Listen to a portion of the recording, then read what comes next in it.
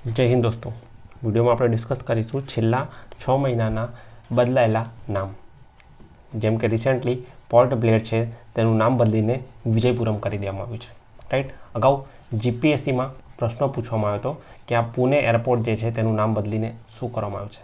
Discuss કરીશું last 6 મંથના તમામ important સ્થળો કે જેનું નામ બદલી દેવામાં આવ્યું હોય. સૌથી પહેલાં વાત કરીએ કોલકાતામાં પૂર્વીય કમાનનું મુખ્યાલય ફોર્ટ વિલિયમ જે છે તેનું નામ બદલીને વિજયદુર્ગ કરી દેવામાં આવ્યું છે. વિજયદુર્ગ કરી દેવામાં આવ્યું છે. અહીંયા તમે જોઈ શકો છો, આ છે ફોર્ટ વિલિયમ. હવે તેનું નામ છે વિજયદુર્ગ. ફોર્ટ વિલિયમ ગંગાની ટ્રિબ્યુટરી હુગલી નદીના કિનારે આવેલું છે. હુગલી નદીના, રાઈટ. વાત ક્યાંની થઈ રહી છે? કોલકાતાની. તો જ્યારે વાત હુગલી, કોલકાતા, ફોર્ટ વિલિયમની થઈ રહી છે ત્યારે આપણને ખ્યાલ હોવું જરૂરી છે કે અહીંયા કયા ગવર્નર જનરલની વાત થઈ રહી છે. કયા ગવર્નર જનરલ સાથે ફોર્ટ વિલિયમ સંકળાયેલ છે. આ ગવર્નર જનરલ જે છે તેમને ડ્યુઅલ સિસ્ટમ જે છે, દ્વિમુખી પદ્ધતિ, તેને રદ કરી હતી. રદ કરવામાં તો તેમને દસ્તક પદ્ધતિ જે છે, દસ્તક આજની તારીખમાં જેને ફ્રી બીસ તરીકે ઓળખવામાં આવે છે, રેવડી કલ્ચર, તેને રદ કર્યું હતું. એડમિનિસ્ટ્રેટિવ સિસ્ટમમાં સુધાર કર્યા હતા અને તેઓ બંગાળના પ્રથમ ગવર્નર જનરલ હતા. રાઈટ. તો આ વ્યક્તિ જે છે તેમને 3 યુદ્ધ પણ લડ્યા હતા. આ ગવર્નર જનરલના 3 યુદ્ધ જે છે તેને યાદ રાખવાની ટ્રીક હું તમને જણાવું છું. ટ્રીક શું છે? ટ્રીક છે મમરા. કઈ રીતે યાદ રાખીશું? I need some space. અહીંયા જગ્યા છે. ચલો, મમરા. રાઈટ.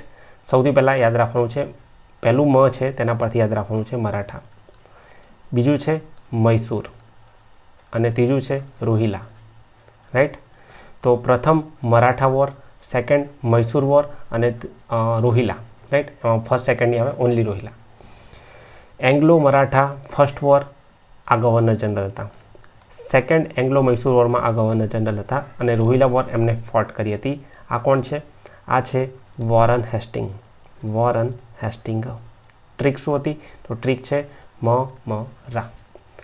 મરાઠા, મૈસૂર, રોહિલા. રાઈટ. તો આપણે વાત કરી વિજયદુર્ગ, જેનું જૂનું નામ ફોર્ટ વિલિયમ હતું. બીજી અગત્યની વાત એ પણ યાદ રાખવાની છે કે રેગ્યુલેટિંગ એક્ટ 1773 જે છે વોરન હેસ્ટિંગના સમયમાં આવ્યો છે. પિટ્સનો ધારો, પિટ્સ ઇન્ડિયા એક્ટ 1784 જે છે તે પણ આ જ સમયમાં આવ્યો છે.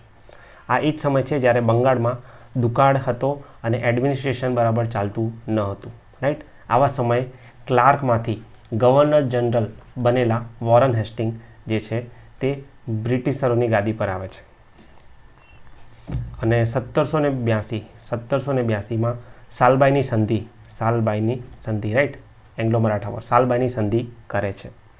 તો આ બધી વોર, સંધિ અને એક્ટ જે છે તે કોની સાથે સંકળાયેલા છે? તે સંકળાયેલા છે વોરન હેસ્ટિંગ સાથે. આગળ વધીએ. નેક્સ્ટ સેકન્ડ નંબર પર છે પોર્ટ બ્લેર. અહીંયા તમે જોઈ શકો છો આ પોર્ટ બ્લેર, જેનું નામ બદલીને શ્રી વિજયપુરમ કરવામાં આવ્યું છે. આ ટાપુ નેતાજી સુભાષચંદ્ર બોઝ દ્વારા પ્રથમ તિરંગો લહેરાવવામાંથી લઈને આઝાદી સુધીની લડત જે છે તેની સાથે સંકળાયેલું અગત્યનું સ્થળ છે. નેતાજી સુભાષચંદ્ર બોઝ. હવે એક અહીંયા કન્ફ્યુઝન પોઈન્ટ ક્રિએટ થઈ ગયો. કન્ફ્યુઝન પોઈન્ટ કેવી રીતે ક્રિએટ થઈ ગયો છે? આપણે જોયું કે આ પોર્ટ બ્લેર છે તેનું નામ બદલીને શ્રી વિજયપુરમ કરવામાં આવ્યું છે. તો આ ફોર્ટ વિલિયમ જે છે, ફોર્ટ વિલિયમ, તેનું નામ બદલીને જે છે તેમાં પણ ક્યાંક વિજય વર્ડ તો જોવા મળી રહ્યો હતો. અહીંયા પણ વિજય વર્ડ જોવા મળી રહ્યો છે. શ્રી વિજયપુરમ, પોર્ટ બ્લેર. તો ફોર્ટ વિલિયમનું નામ શું હતું? ફોર્ટ વિલિયમનું નામ હતું વિજયદુર્ગ. વિજયદુર્ગ. હવે આ પોર્ટ બ્લેર ક્યાં આવેલું છે? આ પોર્ટ બ્લેર જે છે તે દક્ષિણ આંદામાનમાં આવેલું છે. દક્ષિણ આંદામાનમાં. અને અહીંયા જે છે એક જેલ આવેલી છે. આ જેલ છે સેલ્યુલર જેલ. તમે ક્યાંક સાંભળ્યું હશે, કાળા પાણીની સજા. યસ, તેના માટે આ જેલનો યુઝ કરવામાં આવતો હતો. અહીંયા કાળા પાણીની સજા જે છે વીર સાવરકર જે છે તેમને આપવામાં આવી હતી. આ વીર સાવરકર જે છે તેમના માટે તેમને ટ્રિબ્યુટ આપવા માટે વીર સાવરકર એરપોર્ટ અહીંયા તૈયાર કરવામાં આવ્યું છે. વીર સાવરકર એરપોર્ટ ક્યાં આવેલું છે? પોર્ટ બ્લેર ખાતે. નહીં, પોર્ટ બ્લેર ખાતે નહીં, શ્રી વિજયપુરમ ખાતે. તેનું નવું નામ યાદ રાખવાનું છે. નવું નામ. પોર્ટ બ્લેર જૂનું નામ છે, શ્રી વિજયપુરમ નવું નામ છે. અહીંયા આવેલું એરપોર્ટ વીર સાવરકર એરપોર્ટ. વીર સાવરકર એરપોર્ટ. બીજા અન્ય નામ ચેન્જ થયેલા ટાપુઓ જોઈએ તો હેવલોક આઇલેન્ડ, સ્વરાજ દ્વીપ, નીલ આઇલેન્ડ, શહીદ દ્વીપ, રોઝ આઇલેન્ડ, નેતાજી સુભાષચંદ્ર દ્વીપ. દોસ્તો આગળ વધીએ પહેલાં આવી જ રીતે કરંટ અફેરનું અલગ અલગ મટીરિયલ મેળવવા માટે ટેલિગ્રામ ચેનલ જોઈન કરો.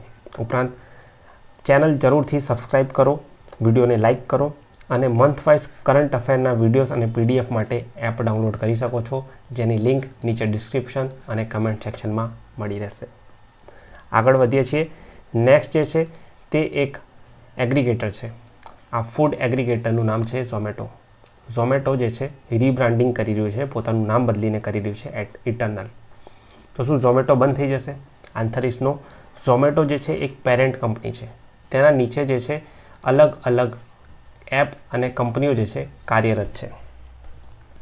એક્ઝામ્પલ તરીકે મેટા એક પેરેન્ટ કંપની છે, રાઈટ.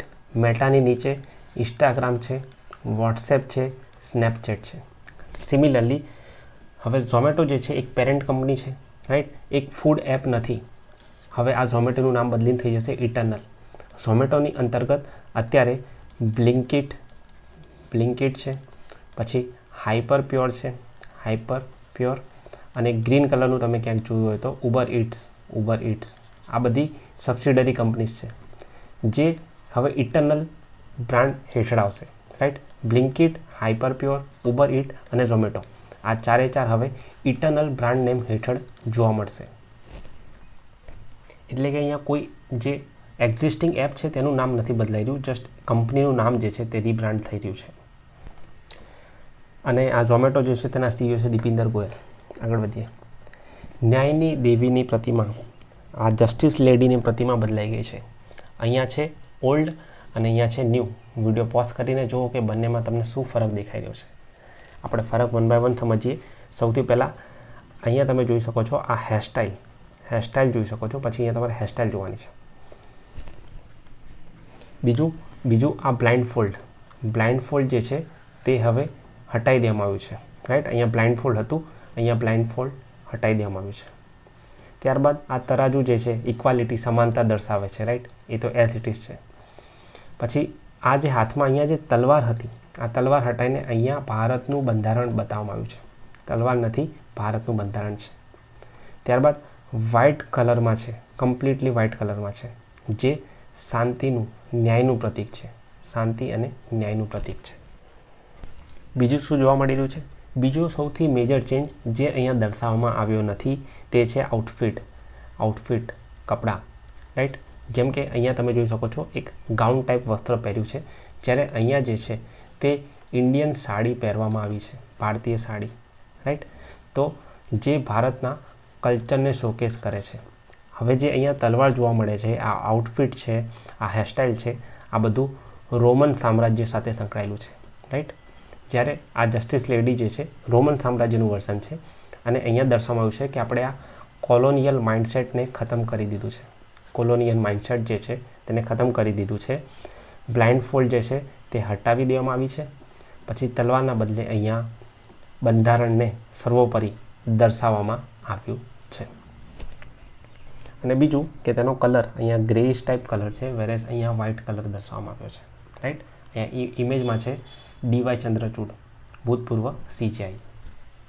હવે સુપ્રીમ કોર્ટની આટલી બધી વાત થઈ જ ગઈ છે તો વિડીયો પોઝ કરીને કમેન્ટ સેક્શનમાં જણાવો કે આ સુપ્રીમ કોર્ટ જે છે તેનું મોટો ધ્યેય વાક્ય શું છે, તેનું મોટો શું છે, જે સંસ્કૃતમાં જોવા મળે છે તે શું છે, રાઈટ. કમેન્ટ સેક્શનમાં ખાસ જણાવો.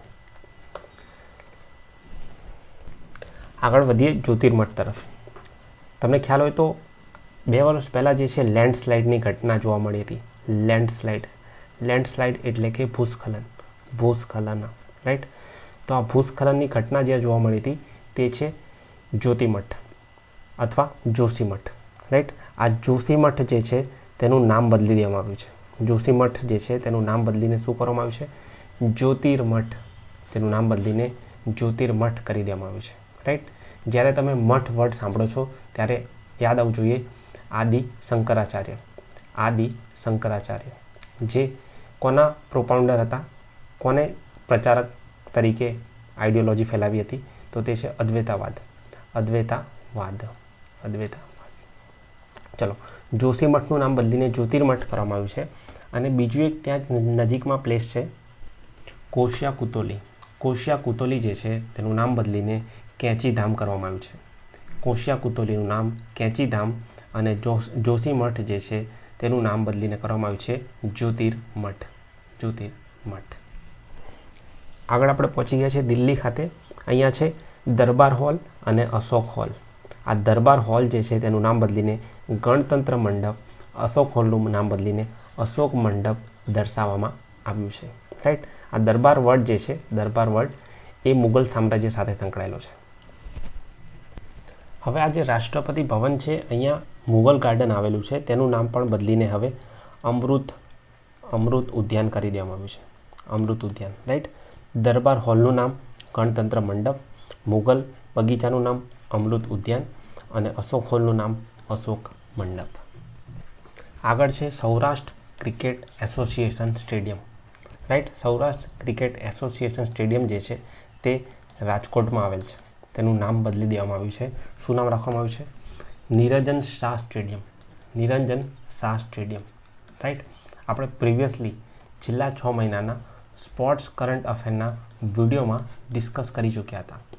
રાજકોટના નિરંજન શાહ સ્ટેડિયમ સામે આ જે પ્લેયર છે તેમને ફાસ્ટેસ્ટ સેન્ચુરી મહિલા ક્રિકેટરે 70 બોલમાં 100 રન સ્કોર કર્યા. કઈ ટીમ સામે? આયર્લેન્ડ સામે.